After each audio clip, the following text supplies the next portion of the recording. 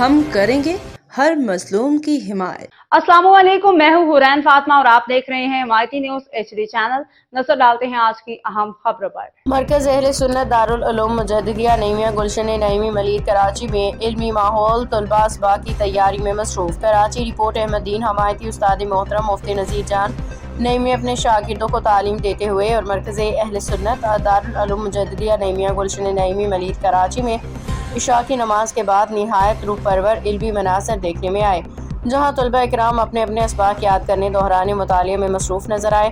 ادارے کے مختلف کمروں ہالز میں طلباء خاموشی، نظم و ضبط اور یکسوئی کے ساتھ دینی تعلیم حاصل کرنے میں مشغول تھے۔ کہیں قرآن مجید کی تلاوت ہو رہی تھی، کہیں حدیث و فقہ کے اسباق دہرائے جا رہے تھے، جبکہ بعض طلباء اساتذہ کرام مفتی نذیر جان نعیمی سے رہنمائی لیتے دکھائی دیے۔ یہ ادارہ عرصہ دراز سے دین اسلام کے خدمت، مسلک اہل سنت کی ترویج اور نئی نسل کو دینی علوم سے آراستہ کرنے میں نمایاں کردار ادا کر رہا ہے۔ اہل علاقہ نے ادارے کی خدمات کو سراہتے ہوئے کہا کہ ایسے مدارس معاشرے کی اصلاح اور نوجوان نسل کے درست تربیت میں اہم ستون کی حیثیت رکھتے ہیں۔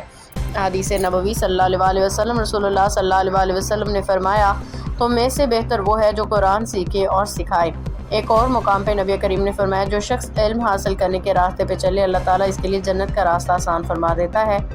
مزید علماء فرماتے ہیں، علماء انبیاء کے وارث ہیں اور اہل علاقہ عقیدت مندوں نے دعا کہ اللہ تعالیٰ مرکز اہل سنت دارالعلوم مجددیہ نعیمیہ گلشن نعیمی کو تا قیامت شاد و آباد رکھے، اس لیے اس دین متین کی خدمت میں ہمیشہ قائم و دائم رکھیں، اس ادارے کو مزید ترقی برکت عطا فرمائے۔ آپ آئیں، ہماری مرکزی دارالعلوم میں وزٹ کریں۔